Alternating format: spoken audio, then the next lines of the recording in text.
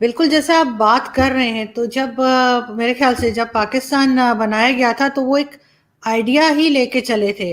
उनका ख़्याल था कि शायद एक मुस्लिम्स की अलग एक कंट्री होगी। Press the bell icon on the YouTube app and never miss another update. सभी को जय हिंद दोस्तों, आप सभी का हार्दिक स्वागत है हमारे YouTube चैनल पे। तो आज हम आपके लिए एक लेटेस्ट और एक इंटरेस्टिंग वीडियो लेके आए हैं जिसमें आपको काफी कुछ जानने को मिलेगा। तो हमारे साथ अंत तक बने रहिए और ये वीडियो को पूरा देखिए। और इस वीडियो का ओरिजिनल लिंक आपको हमारे डिस्क्रिप्शन पे मिल जाएगा। आप जाके उनके चैनल को विजिट करें और उनका चैनल भी सब्सक्राइब करें। तो चलिए साथ मिलकर ये वीडियो देखते हैं। जय हिंद, जय भारत। बहुत शुक्रिया सर कि आपने इनवाइट किया सबसे पहले। और बिल्कुल जैसे आप बात कर रहे हैं, तो जब मेरे ख्याल से जब पाकिस्तान बनाया गया था, तो वो एक आइडिया ही लेके चले थे। उनका ख्याल था कि शायद एक मुस्लिम्स की अलग एक कंट्री होगी, तो वो अपनी मर्जी से रह सकेंगे और अपनी मर्जी से सब चीज़ें चलाई जा सकेंगी। लेकिन ये आइडिया जो है, जिसको मैं आइडिया ही कहूँगी, कि अभी तक मुझे इतना ज़्यादा सक्सेसफुल इसलिए नहीं लग रहा कि शुरू के कुछ साल अगर हम हिस्ट्री में देखें, तब तो पाकिस्तान बहुत ज़्यादा अच्छे तरीके से आगे की तरफ जा रहा था। लेकिन जब से यहाँ पर जो है वो एक कहना चाहिए, जब हमने उस रिलीजन को अपने सर के ऊपर सवार कर लिया, जिसका नाम लेकर ये कंट्री बनाई गई थी, अगर उसको हम साइड पे रखते और बाकी चीज़ों पे ज़्यादा ध्यान देते, तो शायद आगे बढ़ा जा सकता था और इसको लोग फेल्ड स्टेट के नाम से ना पहचान रहे होते, या ये ना कह रहे होते कि हम फेल्ड स्टेट की तरफ जा रहे हैं। अब इसमें बहुत से लोग मुझे गलत भी कहेंगे, पाकिस्तान से स्पेशली। लेकिन अगर आपके पास इकोनॉमी आपकी जो है बिल्कुल क्रैश कर गई हो, आज भी स्टॉक एक्सचेंज हमारा जो है वो बिल्कुल आज की बात है कि न्यूज़ आ रही है कि बिल्कुल क्रैश कर गया कराची का स्टॉक एक्सचेंज, और आपके पास पैसे ना हों, आप बार बार दूसरी कंट्रीज के आगे जा रहे हों, उनसे लोन उठा रहे हो। ना सिर्फ अभी की गवर्नमेंट, पिछली जितनी गवर्नमेंट्स भी रही हैं, प्रीवियस गवर्नमेंट्स भी यही कुछ करती रही हैं। ये और बात है कि इमरान खान ने पिछले जो 30 ईयर्स हैं, उससे कहीं ज़्यादा जो है लोन इन्होंने उठा लिया है। तो अगर आपके पास अपना मुल्क चलाने के लिए पैसे ना हो, अगर आपकी कोई पहचान इस तरह की ना बन पाई हो, जो आप जैसे एजुकेशनल फील्ड में कह लें, या किसी ऐसी जगह में स्पोर्ट्स में कह लें, तो अब स्पोर्ट्स भी हमारे पास सिर्फ क्रिकेट ही रह गया है। वरना जब पाकिस्तान शुरू में स्टैब्लिश किया गया था, तब हमारे पास हॉकी भी था, स्क्वॉश भी था, उसमें भी कई जगह पे पाकिस्तान ने अपना नाम बनाया था।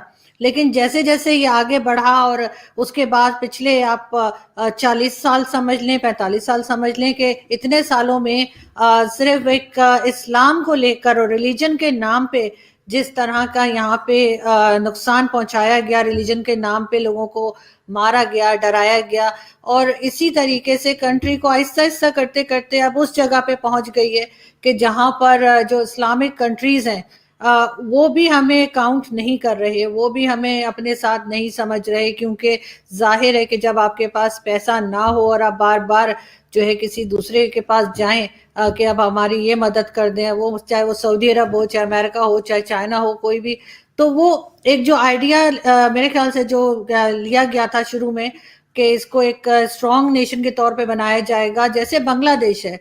बांग्लादेश भी तो हमसे अलग होके ही बना है, और उन्होंने उस अपने डिसीजन को सही साबित कर दिया कि उन्होंने एक सही फैसला लिया था कि बांग्लादेश बनना चाहिए था। और उसके बाद जिस तरह से उन्होंने तरक्की की, हर फील्ड में वो हमसे आगे हैं।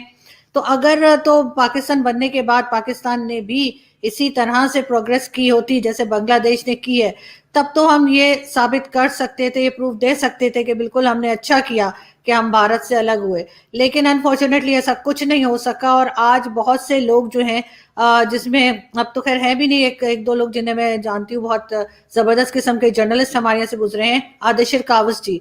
उन्होंने कहा था कि फेल्ड स्टेट की तरफ जा रहा है, और ये बात उन्होंने मेरे ख्याल है 8-9 साल पहले कही थी। और उस वक्त उन्होंने 25 साल का टाइम दिया था, जिसको हसन निसार साहब ने कहा था कि आदर्शिर कावस जी टाइम ज्यादा बता रहे हैं। उस वक्त भी मुझे उम्मीद थी कि ये लोग ऐसे ही बात कर रहे हैं और सब ठीक हो जाएगा, लेकिन अब मुझे भी ऐसा लगता है कि किसी से भी ये मुल्क संभाला नहीं जा रहा।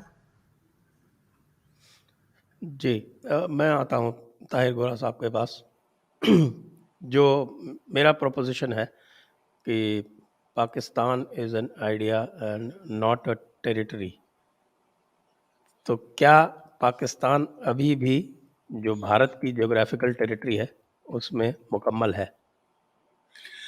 देखिए संजय भाई, पहले तो आपके दर्शकों को बहुत बधाई हो आपके सालाना इवेंट की। और इंडिया इन 2030 हम देख रहे हैं और उसमें हम ये देख रहे हैं कि पाकिस्तान किस चिड़िया का नाम है, क्या ये आइडिया है या टेरिटरी है। तो ये एक ऐसा आइडिया है जो सारी टेरिटरीज को हड़प कर जाता है।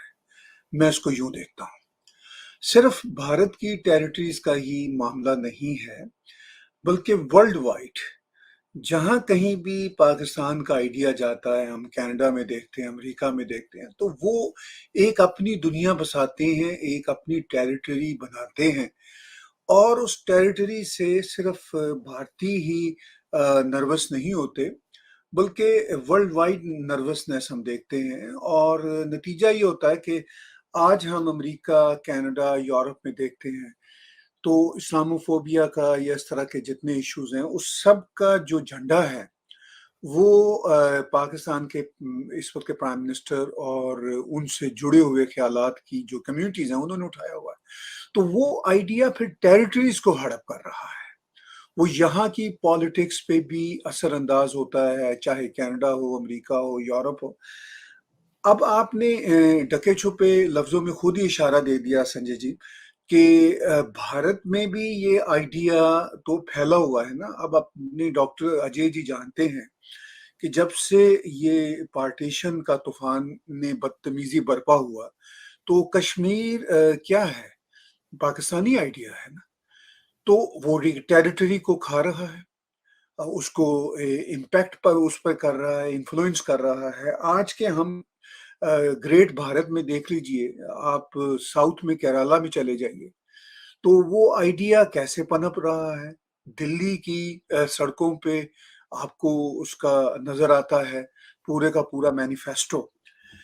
तो देखिए जो पाकिस्तान का आइडिया है, मैं उसके बारे में 4 लेयर्स में देखता हूँ। एक तो ये है कि ये था, एक ये है कि ये रहा है, एक ये है कि ये है, और दूसरा ये है कि होगा।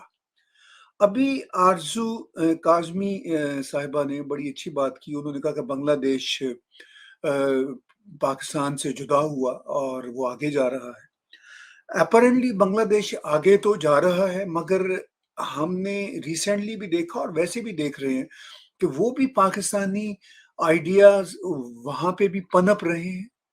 और इंडिपेंडेंस के बावजूद, भारत की तमाम तर मदद के बावजूद पनप रहे हैं। तो बांग्लादेश एक ऐसी जगह थी जहां पर इस्लाम का या पाकिस्तान के आइडिया का इजरा हुआ, यानी शुरुआत एक्चुअली वहां से हुई थी। ना तो पंजाब इंटरेस्टेड था 40s में कि हम कोई पाकिस्तान नामी कंट्री में जाएंगे, बलूचिस्तान तो अलग ही कंट्री था। ना पख्तून और पठान इंटरेस्टेड थे, और सिंधी जो है वो तो सिंधु देश का हिस्सा है, और सिंधु देश जो है वो भारत है। लेकिन ये देखने वाली बात आज की डिस्कशन में हम सब के लिए ये भी है कि इस आइडिया को परवान चढ़ाने में खुद भारत का या भारतीयों का कितना किरदार है। ये हिस्ट्री भी हम सब के सामने है कि किस तरह उन्होंने होने दिया भारत के इस आइडिया, पाकिस्तान के इस आइडिया को। अच्छा, इंटरेस्टिंग बात यह कि पाकिस्तान के इस आइडिया को हम समझते हैं कि ये कोई इस्लाम से जुड़ा हुआ है।